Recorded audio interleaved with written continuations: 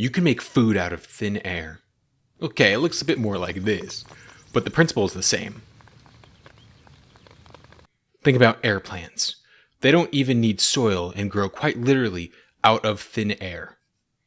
This is all to say, growing plants is creating solid mass out of air. Is that not insane? There are so many interesting things to grow, and for the last 2 years, I've been captured by this power of making something out of nothing. So, when I finally closed on a house with a humble 0.18 acre lot, I was out planting before I even had internet.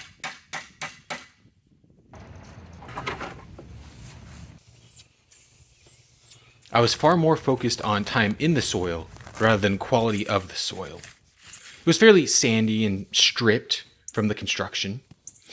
In my rush, I just slapped some topsoil on it like sports tape on an injury, hoping it would survive the season so that I could properly fix it.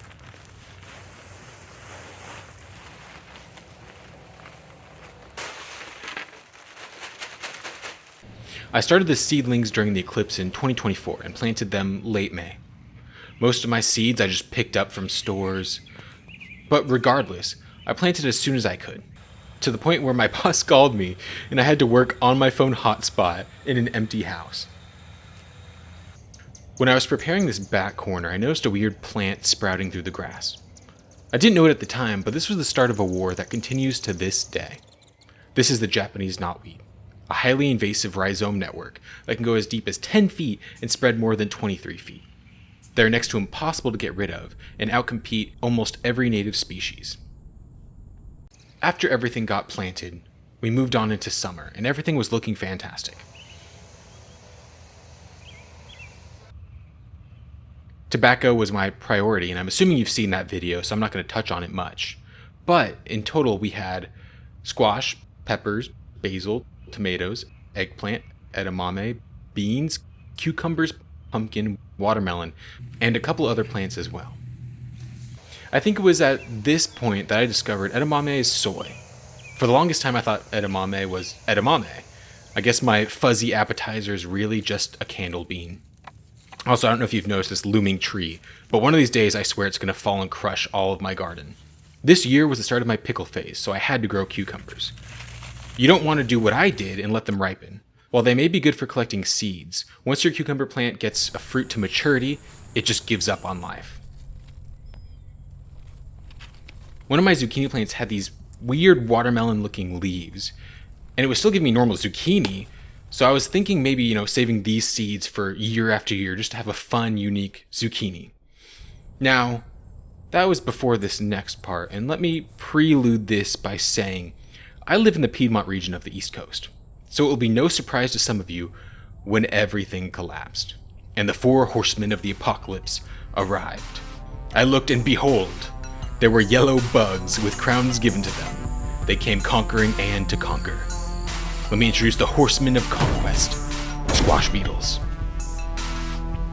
These wormy-looking yellow things will devour squash leaves, though they'll eat any green leaf, period. Out came another creature. These were permitted to take the peace of my garden. This is the Horseman of War, leaf-footed bugs. Now, leaf-footed bugs are a family of sap-sucking bugs. One of them more specifically are squash bugs. Any bug in this family will pierce into plants, fruits, and seeds, weakening and in some cases ruining them all. For the longest time, I thought the squash beetle larvae were actually just squash bugs, since the other leaf-footed bug looked like these little red nymphs. But no, the nymphs of squash bugs are just smaller squash bugs. I'd like to take a moment of time to give an honorable mention to the Horn. It almost got cast as the Horseman of Famine, but next year a way better candidate comes, so we're gonna skip the 3rd Horseman for now. Thank you for your time though, Hornworm. Finally I looked, and behold, death. It was given authority over a quarter of my garden to kill all in the squash family. This is the Horseman of Death, the squash vine borer. Now, the vine borer is a creature out of a horror movie. True to its name, it scatters its eggs throughout the garden on various stems, not more than one at a spot, to the point where I never found any of them. Once the eggs hatch, they would immediately burrow into the stems or fruit, stopping all flow of water and nutrients, suffocating the plant. One day, the plants would simply be wilting, as if low on water. The next, they were dead. Then the vine borer would burst from the inside of the plant to continue this never-ending cycle of death. They even got my eggplant. Compared to the other pests, my hatred for the vine borer overwhelms the rest combined. As the horsemen destroyed the garden, I noticed something else with the tomatoes. These weird spots. I think it was anthracnose? I'm not sure if I'm saying that right, but it's a fungus. Supposedly, moisture, rain, and humidity help to spread the spores to nearby plants. With all the plants being so close together and the fact that I had water with a hose splashing additional dirt and spores around, I think that increased the spread. I don't think the poor soil conditions did any favors for the tomatoes either. Oh, and there's also ants that are farming aphids on my plants. Love that for me. But at least we had some dill. The tobacco also wasn't affected much by any pests. Well, rather than the hornworms, but honestly it was helpful since they were keeping the hornworms away from our tomatoes and eggplants. Despite all of our turmoil, we still got a decent amount of produce this year.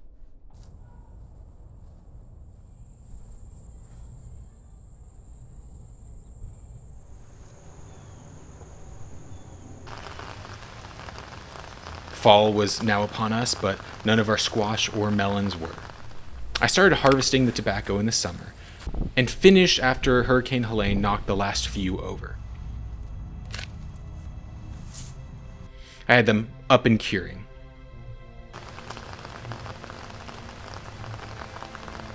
After Helene, I decided to cut my losses and spend more effort planning for next year.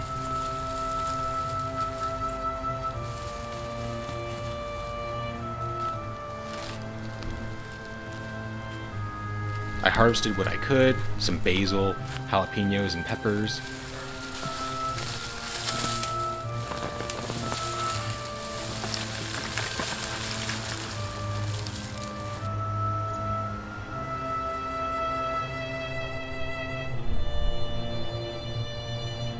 I harvested the eggplant a little later than the rest, since they seem to be thriving in this cooler weather.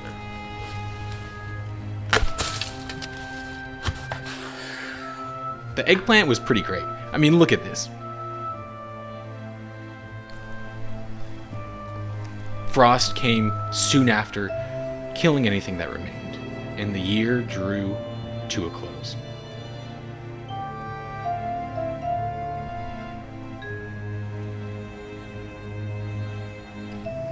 And now we're at year 2. Now, for this next year, I had a few goals. I needed more garden, I needed better soil, and I needed better water. I also wanted to survive the squash vine borers. Because I like cucumbers, I like squash, and I refuse to surrender them both to the borer. You think I'll just stop planting them? You think I'll bend the knee? To start, I needed to clean up the old garden and clear more space.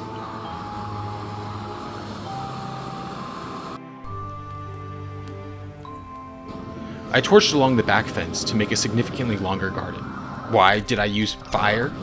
Foremost, Bermuda is a pain, and I would hope the fire would kill almost all of it. Second, it's fun. Look at how clean they got these lines, though. I mean, I sprayed some water along the edges of where I want it to burn, and everything, stayed in the lines. Well, mostly. I also went back over everything to make sure I got as much of the Bermuda as I could. With the space cleared up for our new garden, I needed to work on the soil. I ordered, I think, 5 cubic yards of compost.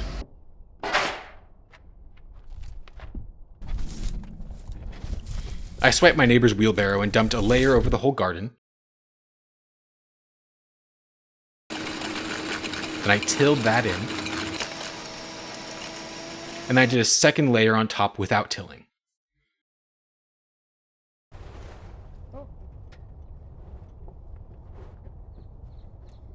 I know you can do no-till gardens, but I wanted to till because I was hoping that the freezing temperatures would help to kill the Bermuda roots that got dug up, and also if there were any squash or vine borer larvae.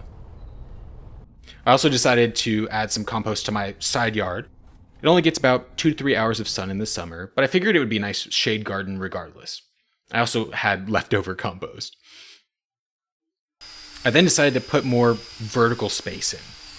Last year I had a wonky bamboo trellis for my cucumbers. I think I made a short on it. This year I had cucumbers, yes, but I also had legumes. Legume. That feels weird. The more trellis space I made, the more ground space would open up to me. I ended up making a U-shaped trellis out of posts. I left the left side for beans, the back for something I'll talk about later, and the right for the cucumbers. Next, I want to set a drip system.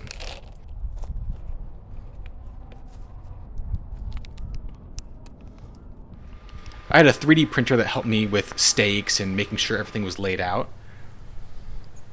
Now, for the drip line itself, I just poked a hole into a 1/2-inch tube and then used these connectors to get everything watertight.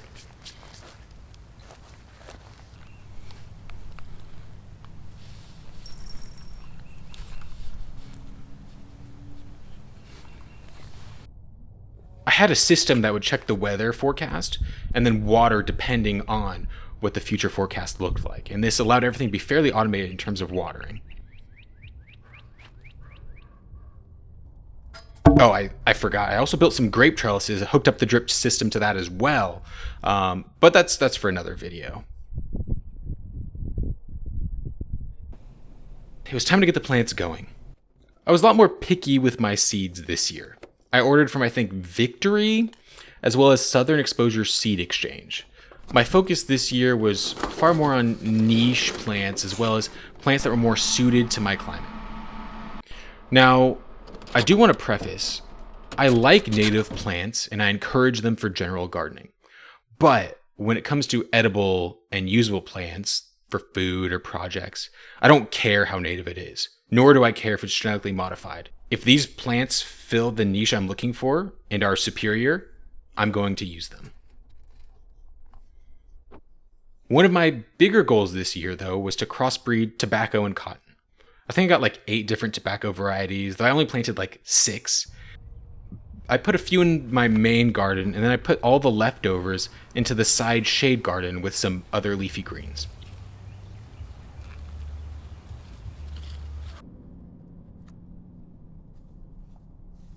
And this squash is going to be crucial to my plans. Henceforth, I shall call it the squash who will be slain.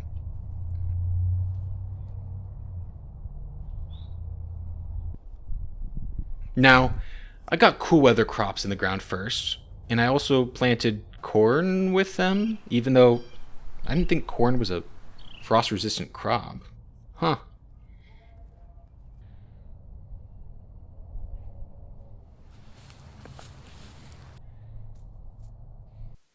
Anyways, these spuds here I'm thrilled about. This is the American Groundnut, also known as Hopniss, potato bean, hodoimo, and even cinnamon vine.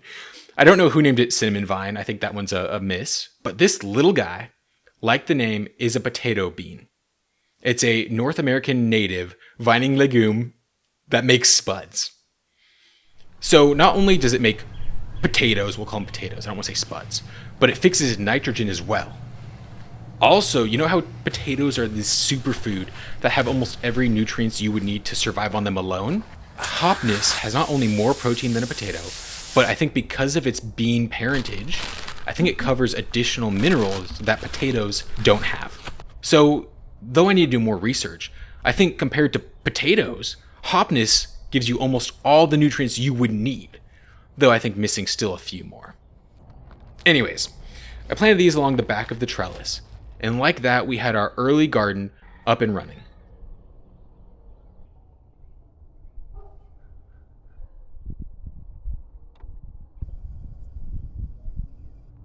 Before spring hit us in full swing, the knotweed returned.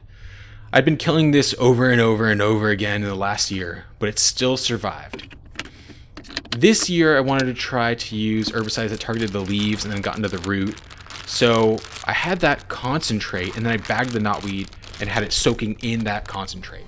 And it worked. No, they're still alive. Well, let's see how the garden does this spring.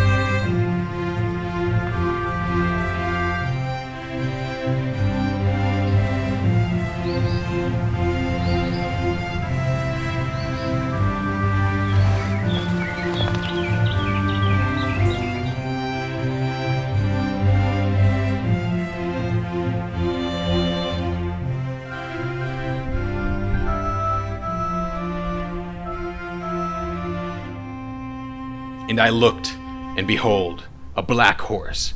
It looked as if it were a scale, and a voice came out and said, "Screw all your leafy greens." That's right, we have the final Horseman, Famine. These little beetles are flea beetles. Though there were other pests that hate cruciferous vegetables, these were by far the worst. They targeted the young plants, killing them off early, eating everything bare. Cabbage, mustard greens, Brussels sprouts, bok choy, anything in the mustard family was a prime target. They also started in the early spring, before any other pests really came out, right when you'd start planting. Though there was one plant they didn't touch, butterhead lettuce. For some reason, this butterhead lettuce was impervious to all pests. Speaking of pests, I need to prepare for the vine borers. As you can see, I have plenty of squash this year, and I'll need a 3-layer defense strategy to keep these alive as long as possible. Not to beat the vine borer. How can you beat death? You can only delay its advance. The first stratagem is the squash who will be slain. This is a blue Hubbard squash, and it will be our sacrifice to appease them. The blue Hubbard is used in some agricultural practices in this same situation on the end of the rows as a sacrifice for the vine borers. It's one of their favorite plants, and it has these nice large open stems for them to burrow into. My second stratagem is the pheromone trap. It uses this little plug that has the female pheromone on it to attract the male vine borers. It has a vapor tape in the bottom, so they'll come over to the pheromone, vapor will hit them, they'll fall in the trap and die. The third stratagem is the Moschata species. These are squash that are still in the cucurbita family, but they're more naturally resistant to vine borers because they have smaller, tougher stems. Our main Moschata is Tromboncino, squash that can be eaten as a summer or winter variety, and you can see here how much smaller that stem opening is. With these 3 stratagems in place, we should survive deep into the summer and get some quality produce. Now, for the leaf-footed bugs, I had a simple strategy. Unlike the vine borer, they lay all of their eggs in the same place. So once I saw a squash bug, I knew to start looking for eggs on leaves. You can just wipe them off the leaf and boom, thumb pesticide. I want to test a different growing strategy I heard about, a 3 sisters mound. You plant a bunch of corn in a circle on kind of a mound, and then as those grow, you plant beans around each corn. As it grows, the corn acts as a trellis for the beans, and the beans then fix nitrogen for the corn. Then we also plant squash in the middle to help shade the ground and act as mulch. I had a Moschata pumpkin, honey nut, and spaghetti squash all among these mounds, but I found out soon that our leaf-footed bugs love corn as well, so much so that they have an orgy on my corn. Anyway, the squash was spreading like crazy, even going up the fence in the back. It was also June now, which is when you have to start looking for vine borers. So I set up the pheromone trap. Speaking of our squash though, we had a plethora of pre-pickles, enough where I was handing them out to neighbors. The Tromboncino was also doing fantastic. I used wooden stakes to raise them up a lot higher so that I would be able to see if any vine borers tried to dig into the base of the stem, and they grew splendidly. Honestly, we were getting too much Tromboncino, and look how huge these are. This guy's like a steering wheel. They tasted pretty great though. It's kind of like a lighter zucchini with a bit of like an artichoke flavor. Oh, see those leaves? Are those drooping from the heat? We got a vine borer in the trap. I think they've arrived. I think death has finally come for us this year.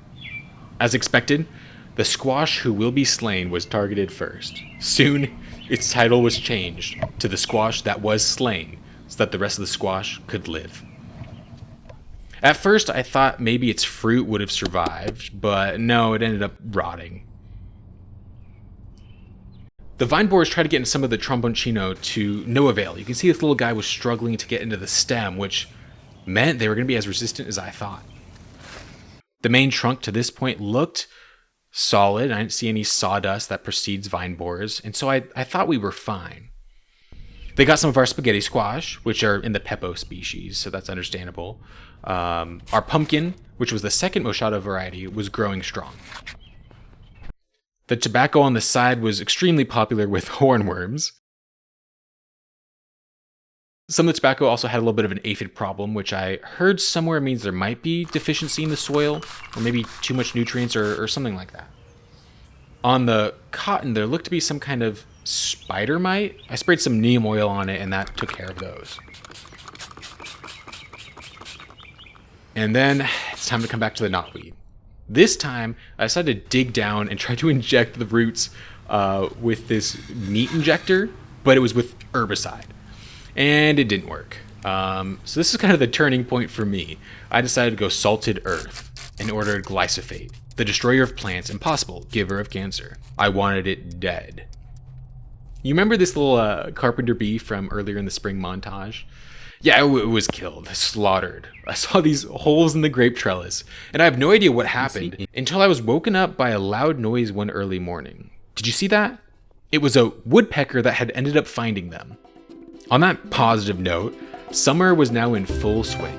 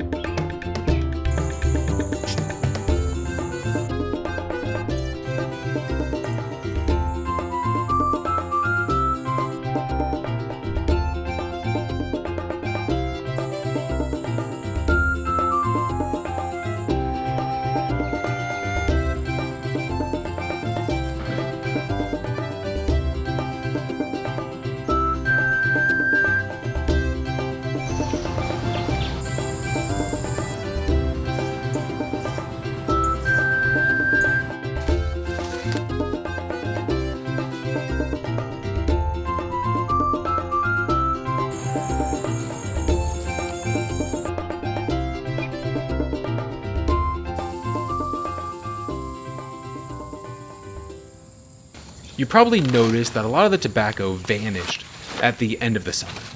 This was just because I harvested it all, hung it in the garage to cure. I got most of the crosses I wanted, and the flowering was getting a bit out of hand, so I decided just to harvest them then.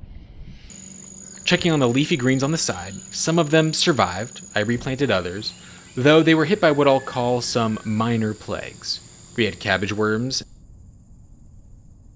and then these weird shield-looking bugs that I could look up, but I'm not going to. So the side was stripped bare once more. Cotton, like tobacco, did fantastic over the summer.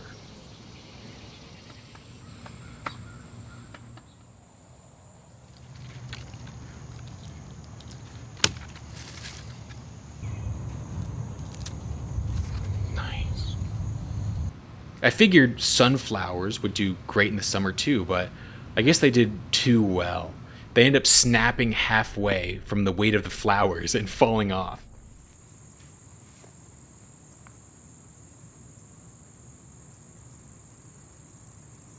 And you see that huge bush back there? That was this little elderberry we planted last year. You'll also notice that the Tromboncino died suddenly. You'd be right if you guessed that the vine borers got to them. I don't think I have footage of it, but they ended up kind of going between the wooden stakes and the stem. So not only could I not see the vine borers, but they're kind of able to wedge themselves back there and eat the stem. All the other squash died as well, but a majority of the fruit actually were left unscathed.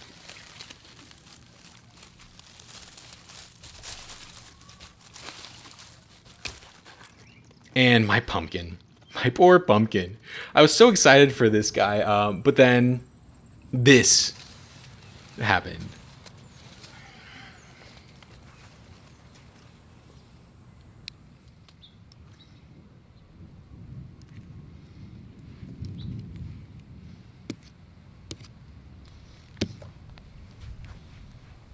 And, you know, it was all worth it when I got this next shot here.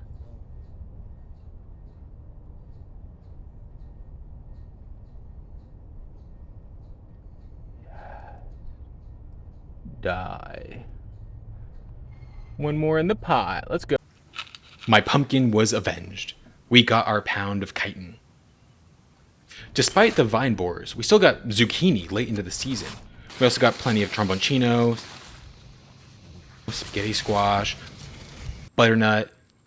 Here's some tomatoes. These aren't really related to the vine borers, but this works really well with this transition. I mentioned how tromboncino can grow to be winter squash, right? I still have some of these tromboncino sitting in my house today. One of the other problems I noticed was that weeds got out of hand. Besides my garden being crowded, I need to do much better in weeding. Now, I did clear out a few rows to plant some fall crops. I planted a row of beans. I did some cucumber succession planting.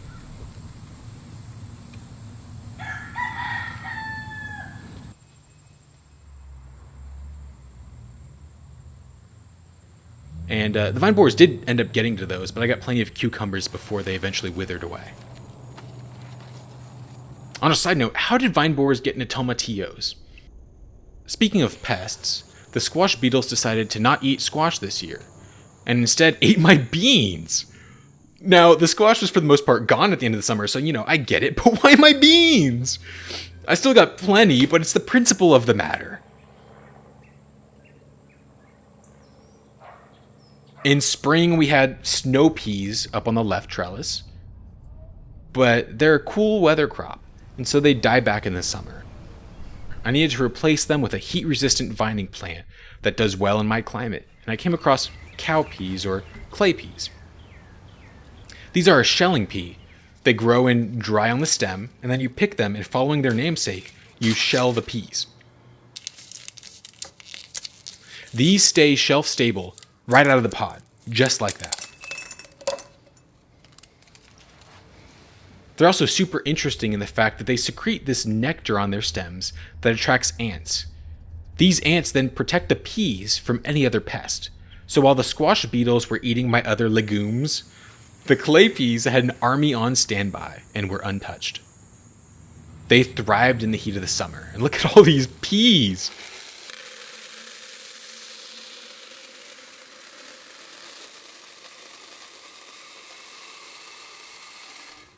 I also had some clay peas over in these three sister mounds. But man, corn sucks. They just fell over. How am I supposed to use them as a trellis when they're so weak? Look at how pathetic they were. Ants eating them alive. And look how nasty some of this corn looked. Now, that's probably from the orgies, but who wants to eat that? And it wasn't just one ear of corn. No, I did have some decent ears, and I still do. Unrelated, I still got some good corn that was fine. But the whole point of them was being a trellis for my beans, and they failed to do that. So I decided just to cut my losses. I cleared out the left section of the garden and burned it all down.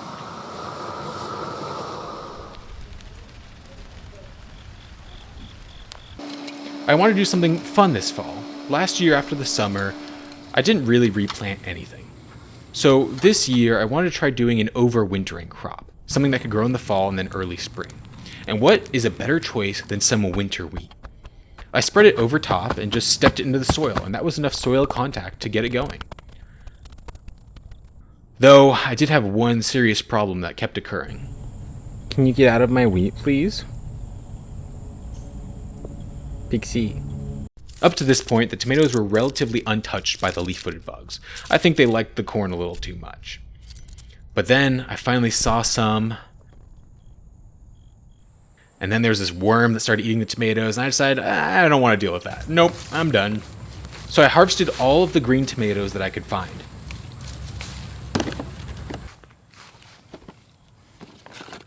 And then I roasted them and then froze them. Green tomatoes actually have a really fun flavor, and you can use them in soups and sauces.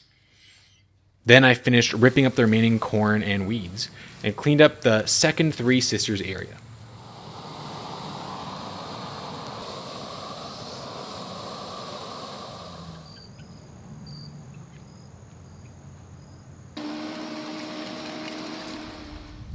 I planted another plot of wheat there, just as a chill started to fill the air. Fall was upon us.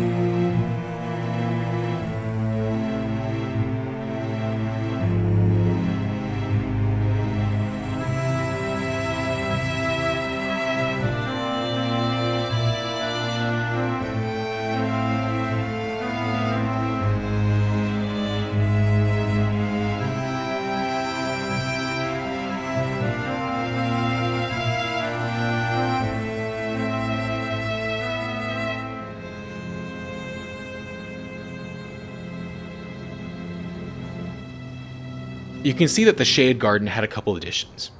First are these logs on the left.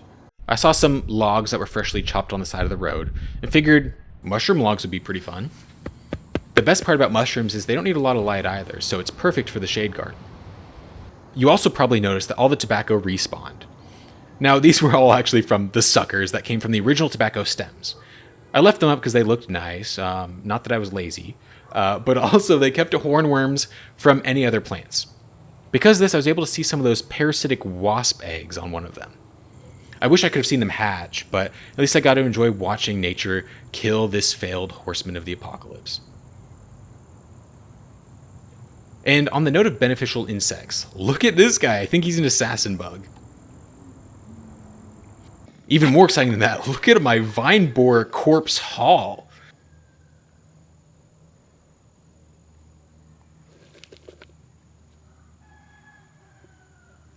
Our fall crops were doing well. Butterhead is still untouched by any pest. Cilantro was doing well, and I had a cabbage surviving decently. I planted some more snow peas that were doing great, and some beans. Oh, did I already mention the beans? The bean row I did was fantastic. I was getting basket after basket of these. I also forgot to mention I put some of the green tomatoes from last season into this paper bag, and they ripened up nicely. So everything was thriving, though I wish one plant in particular wasn't. Knotweed. The first frost was fast approaching, so I harvested everything else remaining. Peppers, green or otherwise, leafy greens that wouldn't survive a frost, and then I had these buckets here. These buckets have been out all year, and you probably saw them in some of the time-lapse shots. But these were extra hopniss that I had. The hopniss had been thriving all year along the back trellis, and typically they would make beans as well, but since I have the LSU variety, which focuses all of its energy on spuds, we just had larger spuds. I harvested these bucket spuds because I was worried about how they'd hold up in frost. I took them inside and decided to make mashed hopniss. Now, you'll see as you cut into it, the American Groundnut is kind of like milkweed in the sense that it makes latex.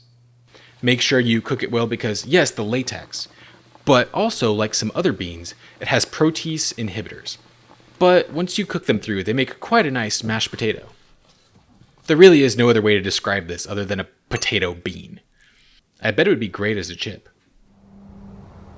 As I was playing with my food, the first frost hit, and we entered winter.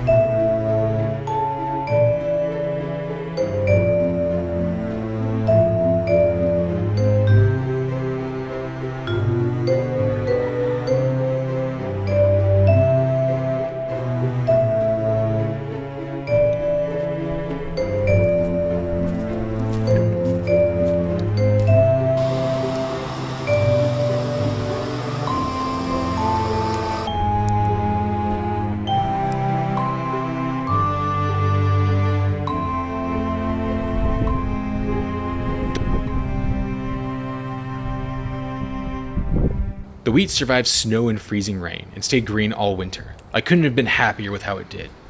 Alongside the wheat, we had a couple other survivors I didn't expect. Cilantro survived the winter with a couple leaves and a dream. The cabbage survived well, though it looked a little worse for wear. And then my butterhead lettuce, the conqueror of pests, also lived. You can see them here, here, here, and here. Now, I had a couple of improvements to make to the garden. I was thinking to myself, if I keep eating plants and removing the nutrients, I feel like I'll just have to keep adding fertilizer. To make up for the constant removal of nutrients, I decided to get a worm bin. Not only can I now put kitchen scraps back in to get more nutrients in the garden, but if I ever get into trout farming, now I have worms. The other improvement I wanted to make was I realized that I needed more room. The plants were still far too crowded for my liking, so I spaced out the rows even more. I merged the 2 in between the wheat, and then the 9 on the right side of the garden I merged into 7 rows. Funnily enough, as I was redoing these rows, I kept digging up Hopniss. I didn't realize how far these tubers had spread, so I kept stumbling into them. It may be hard to see, but if you look later in the season and see this vine here, this is how far these have spread. Anyway, since I dug them up already, I decided to make chips out of them.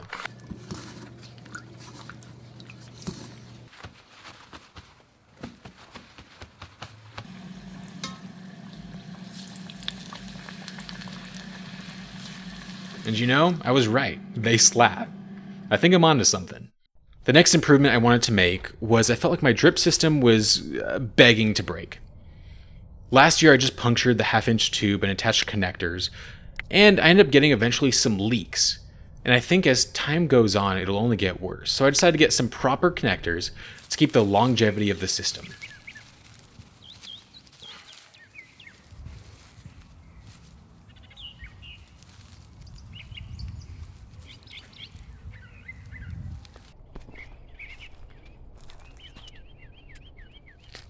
The final upgrade I decided to make was to tarp around the side and back of the garden. I kept getting neighbors' weeds, and then these would spread into the garden, or they would even choke out some of our Yopon holly. Plus, I think it looks better with mulch. Alongside this, I also have been staying on top of weeding, so that we don't have a mess like we did last year. Speaking of last year, this year had a colder spring. Last year, the final frost date was around early March, maybe mid-March. This year, it was more like late March, early April. Because of that, I planted my cool weather crops and started my seeds inside a little bit later. I did have something fun in my cool weather crops. I got this black Spanish radish.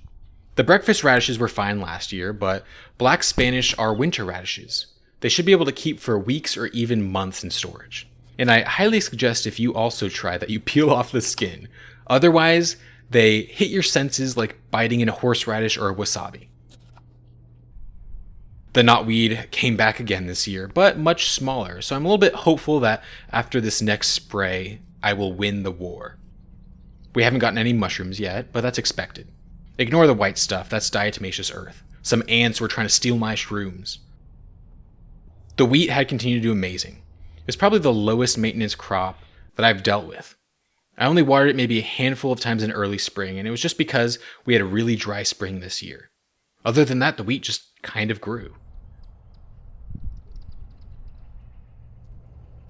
I had no issues, well, until it lodged. I ended up panicking a bit, and I even made a short about it, but I think it's doing fine. It's just sideways now. Once the wheat is done, I'll put some sweet sorghum in these areas. Now, in terms of what I'm growing, I have a loofah plant, both for scrubbing and also it amuses me to think about eating it. I also have artichoke, birdhouse gourd. All of my squash are moschata varieties this year. I also have a new moschata variety called Tatume. The Tromboncino I'm growing on a rope this year so that I can be extra vigilant for the vine borers. I'll still have the pheromone trap regardless, though. Almost all of my cotton crosses are doing well.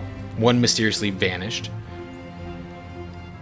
My tobacco's getting there. I have all the shade tobacco planted on the side yard, significantly more spaced out. And I'm still waiting for my sun tobacco to grow a little bit more before risking planting that outside. I'm also doing a lot more bell peppers this year because I feel like they're super expensive in stores nowadays. I also have ground cherries. These are like fruity tomatillos that grow significantly lower to the ground. You are now caught up to me. By the time I'm recording this audio, it's been exactly 2 years and 3 days since I first came back here and built that little planter box. On that note, I'd like to wrap up this whole video by just showing you where we started and where we are now compared to 2 years ago.